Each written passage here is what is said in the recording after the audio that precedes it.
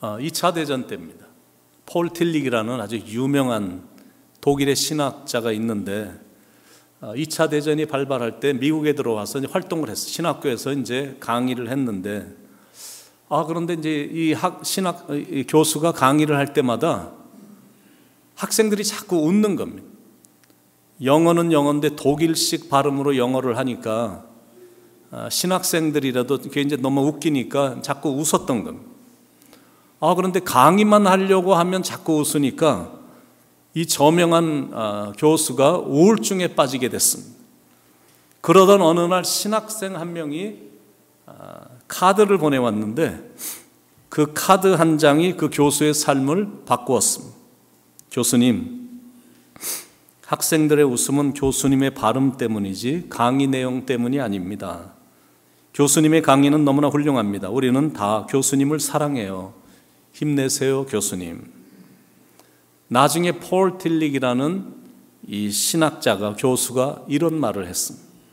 우리에게는 주님의 위로도 필요하지만 주님을 믿는 사람의 위로도 필요합니다. 왜 사람들이 자꾸 이렇게 허전함이 느껴지냐면 이렇게 위로를 받지 못하니까 허전함이 있는 거거든요. 왜 가정 안에 들어갔는데도 왜 나는 이렇게 썰렁함이 느껴지지? 그거는 서로가 다 가족들이 다 따로 놀기 때문이야. 자녀는 게임하고 있고 아내는 연속 보고 있고 누구는 전화통 붙잡고 있고 또 남편은 또 나갔다가 일 갖고 들어와서 집에서 또 일하고 있고 다 따로 놀고 있기 때문에 그렇습니다. 서로에 대한 어떤 그 관심들이 없습니다. 다 각자 자기 일들로 바쁜 겁니다. 참 가정답지 못하고 가족답지 못한 모습입니다. 여러분, 인생을 우리가 살아가면서 참 중요한 가르침이 있는데 그건 뭐냐면 다워야 된다라는 교훈입니다. 사람은 사람다워야 된다는 것. 그래야 사회가 건강해지거든요. 그래서 저도 부족한 게 너무 많지만 그래도 나름대로 그런 마음으로 지금까지 살았습니다. 내가 목사이기 이전에 먼저 사람이 되자, 이제 이런 생각으로 이렇게 늘 살았습니다. 사람은 사람다워야 돼요. 아버지는 아버지다워야 되고 어머니는 어머니다워야 되고 자녀는 자녀다워야 되고 남편은 남편다워야 되고 아내는 아내다워야 돼. 그래야 가정이 불행해지지 않고 행복해집니다. 남자는 남자다워야 돼. 그리고 여자는 또 여자다워야 돼. 그런데 시대가 바뀌어갖고 남자가 남자 같지도 않고 여자가 여자 같지가 않으니까 세상이 아주 혼란스러워졌습니다. 교회도 교회다워야 됩니다. 담임 목사는 담임 목사다워야 되고 부목사는 부목사다워야 되고 전도사는 전도사다워야 돼. 장로는 장로다워야 되고 권사는 권사다워야 되고 집사는 집사다워야 되고 성도는 성도다워야 됩니다. 그러지 않으면 교회가 욕을 먹습니다. 왜 요즘은 교회들이 이렇게 욕을 먹을까? 다른 이유가 절대 아닙니다. 목사가 목사 같지 않고 크리스찬들이 사회에 나가서 크리스찬 같지 않으니까 욕을 먹는 거예요. 거짓말 잘하죠. 게으르죠. 욕도 잘하죠. 상대방 무시 잘하죠. 인종차별하죠. 말투가 성숙지 못하죠. 상식도 없고 예절도 없고 자기밖에 모르고 그러니까 신뢰가 안 되고 교회 다니는 크리스찬들에 대한 매력을 불신자들이 이렇게 느끼지 못하는 거예요. 예수 믿는다는 사람들이 사회에 이렇게 나가면 별로 그다지 신실하지도 않아. 그러니까 사회에 들어가서 같이 동화가 돼버리면 이 사람들이 믿는 사람들인지 믿지 않는 사람들인지 구별이 안 되는 거예요. 요즘은 오히려 교회 다니는 사람들은 더 믿을 수 없다라고 말할 정도입니다. 참 기가 막힌 안타까운 표현이긴 하지만 사람들이 자꾸 싸우니까 그런 얘기 했대잖아요. 여기가 교회인지 알아? 싸우게. 싸우려면 교회 가서 싸워 라고 말을 했다고 하잖아요. 그래서 이렇게 하나님께 참 죄송한 게 너무나 많은 겁니다. 그래서 오늘 이 교훈을 여러분들은 마음에 이렇게 새기길 바랍니다. 사람답게 살자. 특히 하나님의 사람답게 살자. 믿는 사람들처럼 참 이렇게 고상함과 신실함이 묻혀 나오는 그런 삶을 살자. 이렇게 마음에 한번 새길 수 있으면 좋겠습니다. 그게 바로 하나님께서 우리를 만드신 이유고 우리를 부르신 이유입니다. 사도 바울도 바로 이 부분을 강조하고 있는 겁니다. 1절에 그러므로 주 안에서 갇힌 내가 너희를 권하노니 너희가 부르심을 받은 일에 합당하게 행하여 그러니까 부르심을 받은 일에 합당하게 행하여라는 말이 뭐냐면 아주 짧게 얘기하면 두 개로 끝납니다. 알라, 제대로 알으라는 것. 두 번째는 하라라는 것. 그게 부르심에 합당하게 하는 삶입니다. 그러면 조금 더 깊이 들어가서 부르심에 합당하게 행하는 삶이 어떤 삶인지 한번 살펴보겠습니다. 첫 번째는 겸손과 온유함과 인내와 오래 참음과 용서의 삶입니다. 2절에 모든 겸손과 온유로 하고 오래 참음으로 사랑 가운데서 서로 용납하고. 이거 실은 우리가 다 아는 말들이잖아요. 그동안 얼마나 이 말을 많이 들었습니까? 겸손하라, 온유하라, 그리고 오래 참으라, 사랑하라, 용서하라. 그동안 참 많이 들었어요. 우리가 다 알아. 그런데 잘 행하지 않습니다. 그러지 말라라는 거예요. 우리가 그동안 들었고 알았고 알게 됐으면 실천하라라는 거. 물론 말처럼 그게 이렇게 쉬운 건 아니지만 더 겸손하게 행하기 위해서 내 자신을 다듬는 거야. 그리고 더 온유하게 남들에게 대하기 위해서 자기 자신을 계속 낮추는 겁니다. 더 오래 참는 인내로 나가는 거고 더 사랑해주고 더 이해해주고 용서해주라라는 거거든요. 그런데 예수님이 사셨던 삶을 이렇게 보시면 여기 있는 그대로 사셨거든요. 예수님은 정말로 겸손하셨고 온유하셨습니다. 성격 자체가 겸손하셨어요. 그리고 참 온유하셨어요. 그래서 자기 자신도 사람들에게 이렇게 말씀하셨어요. 나는 마음이 온유하고 겸손하니. I am gentle and humble in heart. 난 마음이 참 온유하고 겸손. 예수님이 일생을 그렇게 사신 겁니다. 그리고 예수님은 무던히 참으셨어요.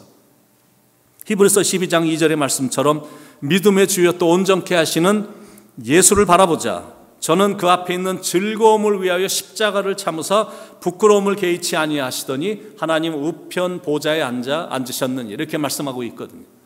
그러니까 앞으로 펼쳐질 하나님 우편에 앉아서 보좌에 앉으셔서 이 땅을 통치하실 그 영광스러운 순간을 생각하며 십자가를 하여튼 무던히 참으셨어요. 그리고 예수님은 변함없이 끝까지 사랑하셨거든요. 요한복음 13장 1절에 6월절 전에 예수께서 자기가 세상을 떠나 아버지께로 돌아가실 때가 이른 줄 아시고 세상에 있는 사람들을 자기 사람들을 사랑하시되 끝까지 사랑하시니라. 그리고 십자가의 사랑으로 다 품어주시고 용서해 주셨습니다. 자, 이제는 우리가 그분을 따르는 사람들이 됐으니까 예수님의 인격과 삶을 본받아 그렇게 살아야 된다는 거예요. 그렇게 살아가는 삶이 부르심에 합당한 삶을 살아가는 삶인 것입니다. 자, 두 번째, 부르심에 합당하게 행하는 삶이란 것은 이제 하나가 되는 삶입니다. 3절에 평안에 매는 줄로 성령이 하나 되게 하신 것을 힘써 지키라. Make every effort to keep the unity of the Spirit. 성령님이 하나로 엮어주신 것을 힘써 지켜서 하나가 되게 만드는 것이 부르심에 합당하게 행하는 삶이다라는 거예요.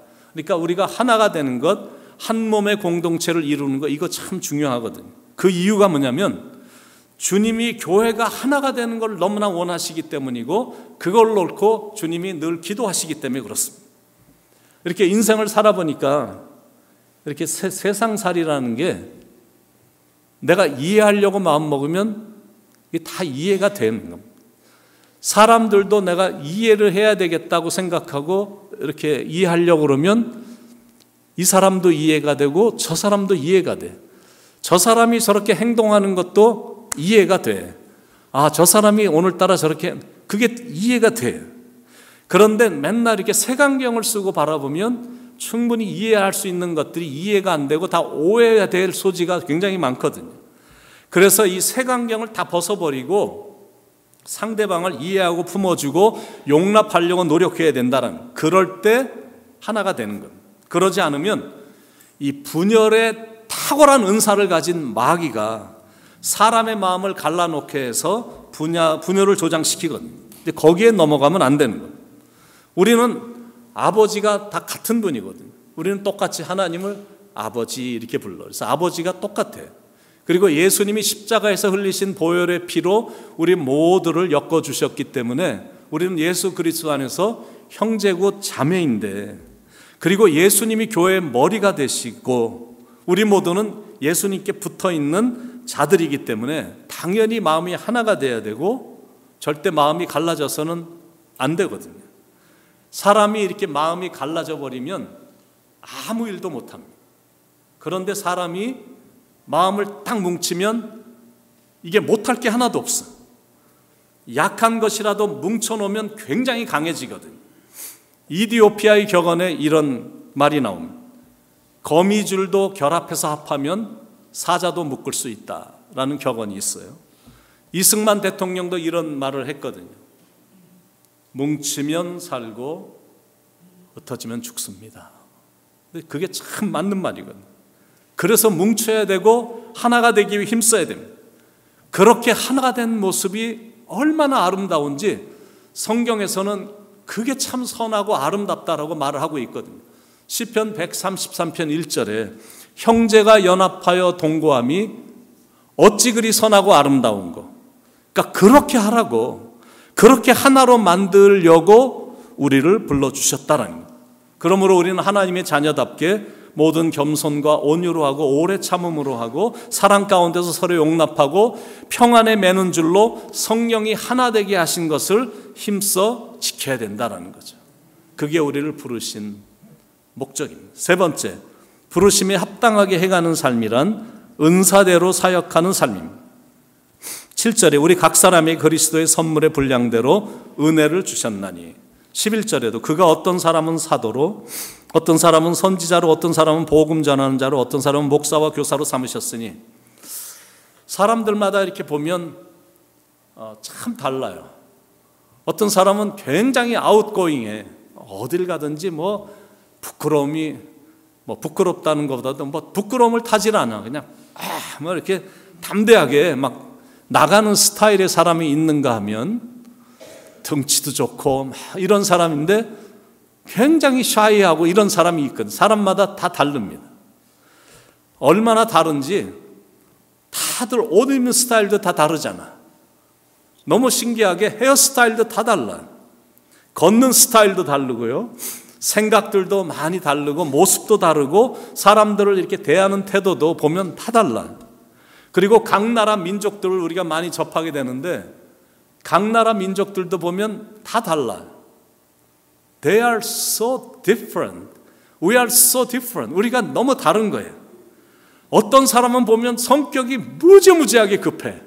근데 어떤 사람은 상황이 썩 좋지 않은데도 느긋하거든요. 참 달라요. 어떤 사람은 항상 미소를 지으며 즐겁게 살고 어떤 사람은 얼굴에 웃음은 없고 항상 진지한 사람이 있습니다.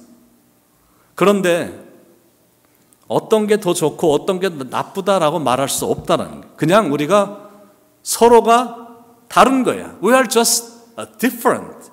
조금 좋게 말한다면 We are so unique people. 우리는 굉장히 독특하고 하나님이 우리를 만드실 때 정말 놀랄 정도로 이렇게 다른 모습을 볼 때 야 진짜 신묘막측하게 만드셨구나. 정말 유니크하게 만드셨거든.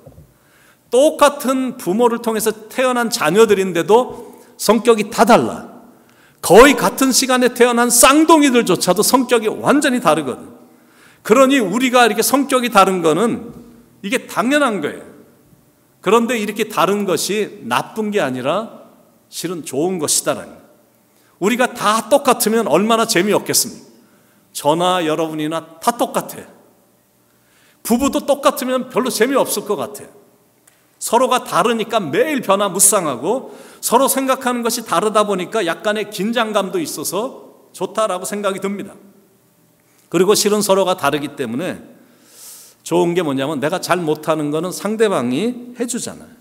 나의 약점을 상대방이 또 커버해 주거든. 또 상대방이 잘 못하는 거는 또 내가 할 수 있으니까 도와줄 수 있고, 그러니까 서로가 다른 게 나쁜 게 아니다라는 거예요.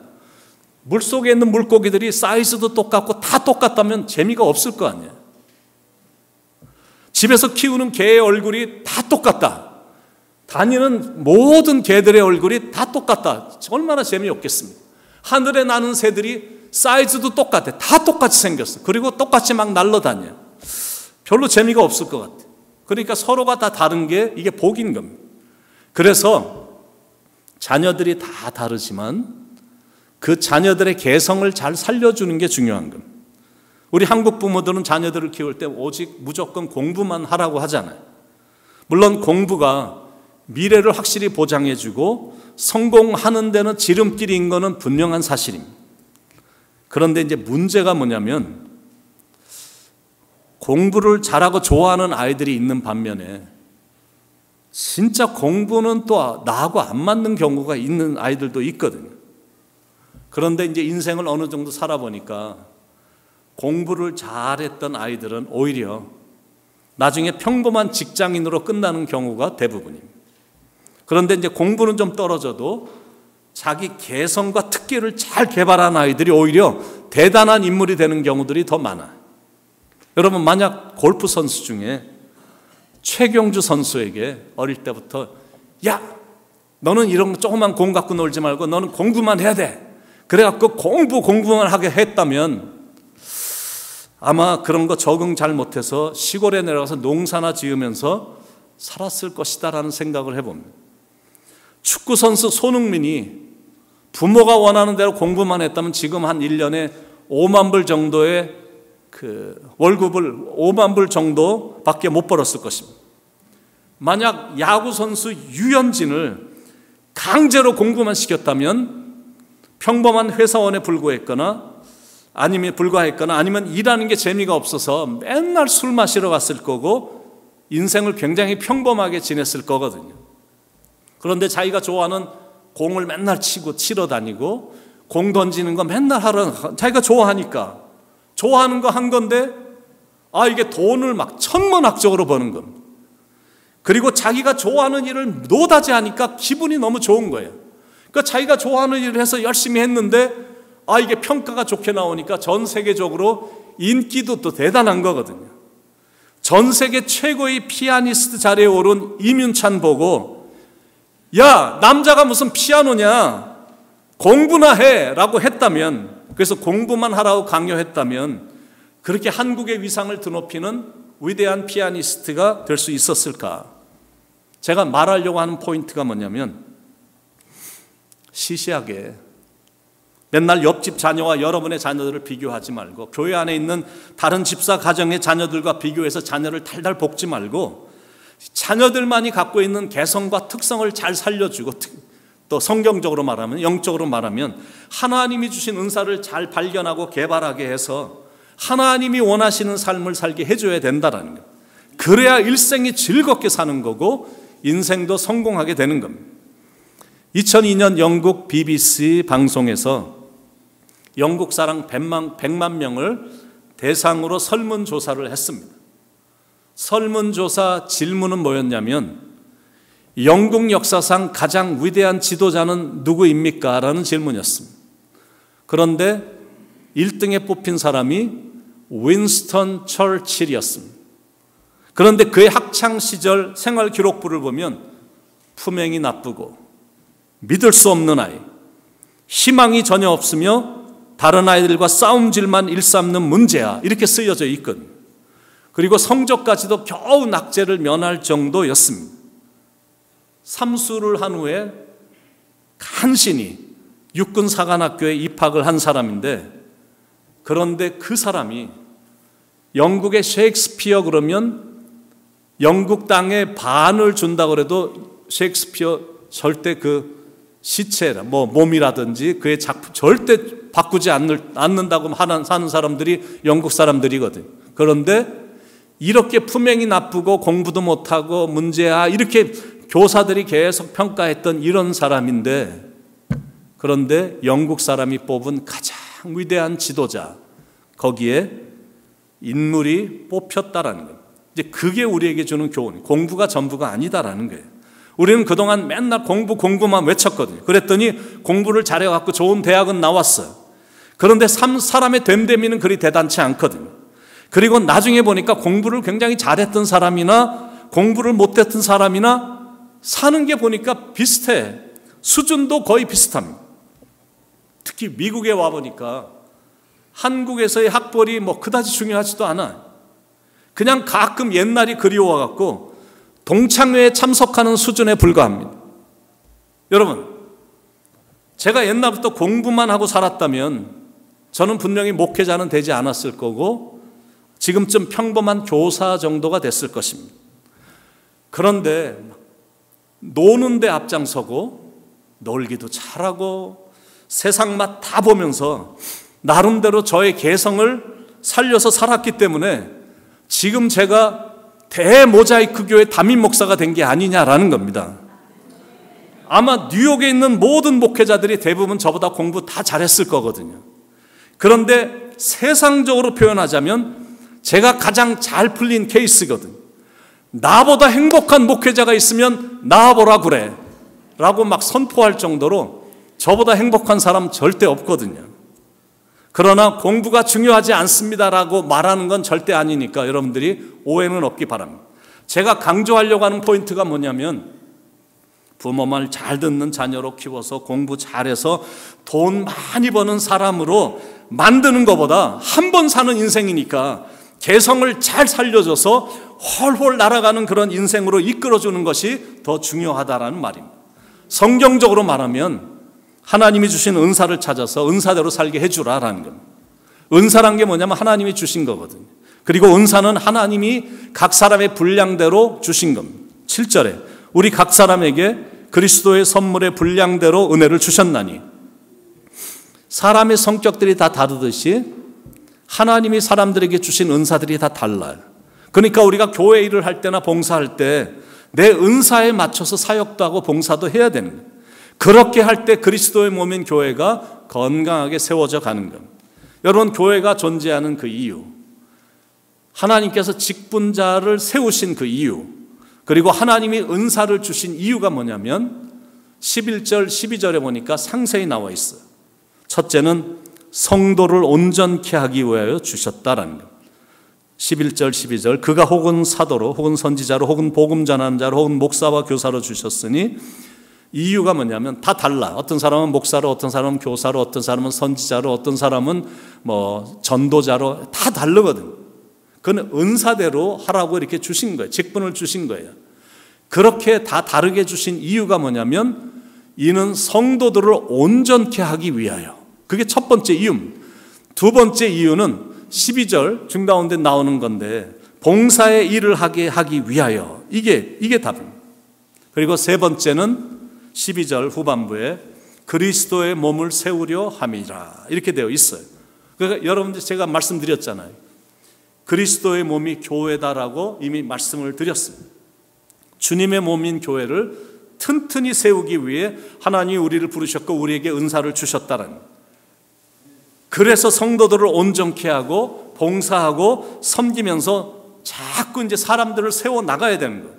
그런 의미에서 목회자는 많은 사역자들을 자꾸 배출시켜야 되는 거예요. 어떤 목회자는 제가요 한 교회에서 지금 30몇 년째 40년 거의 있습니다. 이렇게 이제 좀 이렇게 말씀하시는 분이 있으시죠. 한 군데에서 3, 40년 있었다라는 그 자체는 정말로 훌륭하고 위대한데, 그것까진 좋은데 문제는 아무도 키워놓질 않은 겁니다. 사람을 키워야 되거든. 그래서 세워야 되거든. 그래야 교회가 앞으로 소망이 있는 겁니다. 옛날에 여러분들이 다 기억하시겠지만 한국은 옛날에 아버지 한 명만 일했습니다.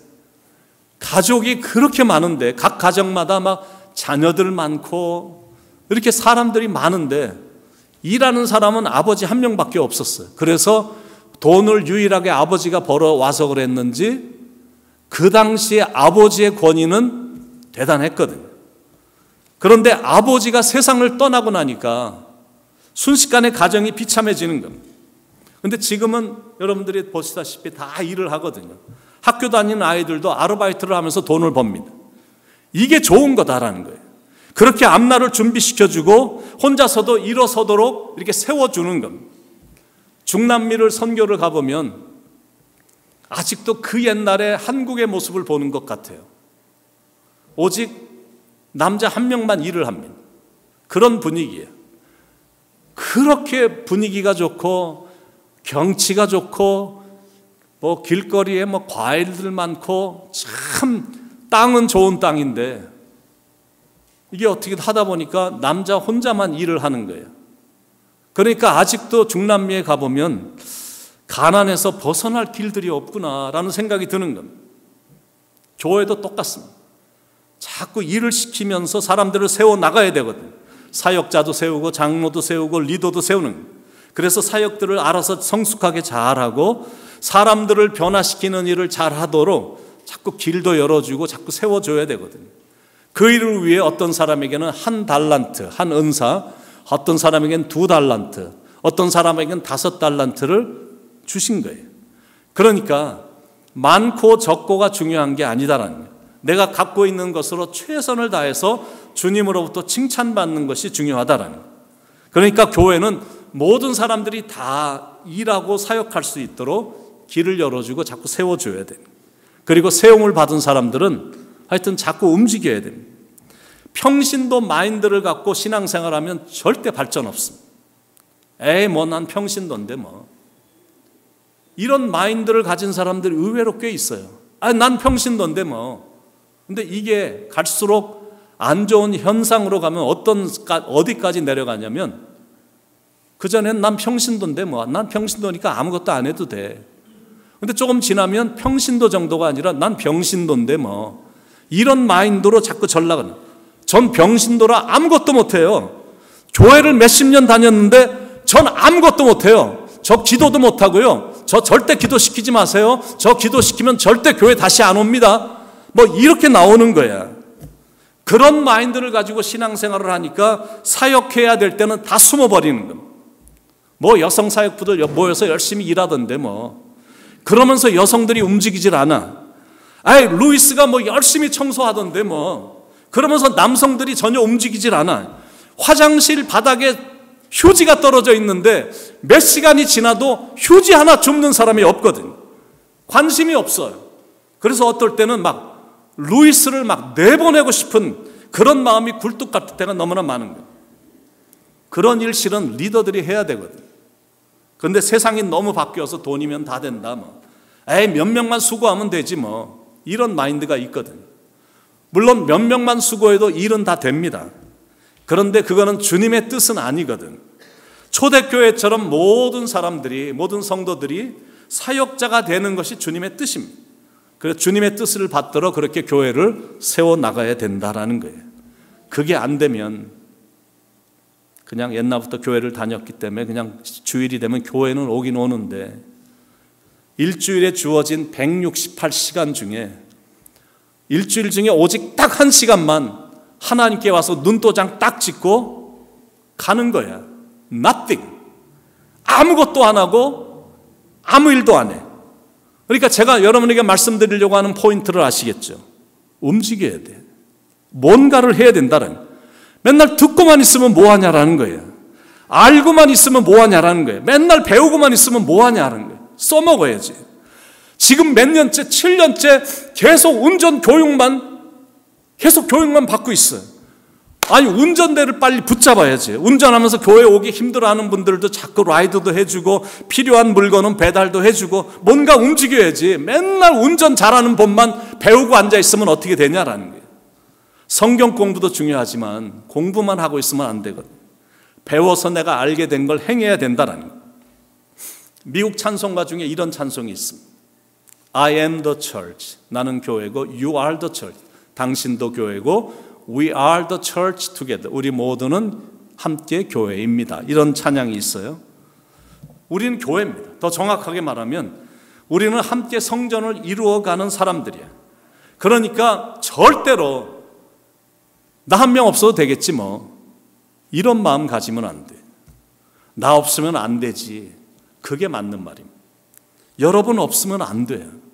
지체라는 것이 그만큼 중요한 거예요. 내가 이렇게 몸이 크고 이렇게 건강한데 간 없어도 되지 뭐. 안 된다니까요. 신장 없으면 어때? 안 돼. 뭐 손가락 하나 없는다고 뭐 괜찮지 뭐. 안 된다니까. 모든 지체들이 다 중요하고 모든 장기들이 다 중요한 거예요. 똑같이 여러분 한 명 한 명, 여러분 한 분 한 분이 다 중요한 겁니다. 그러니까 늘 그런 마음으로 우리 모두가 하나가 돼서 하나님의 위대한 기적을 함께 이루어 갈 수 있기를 간절히 바랍니다.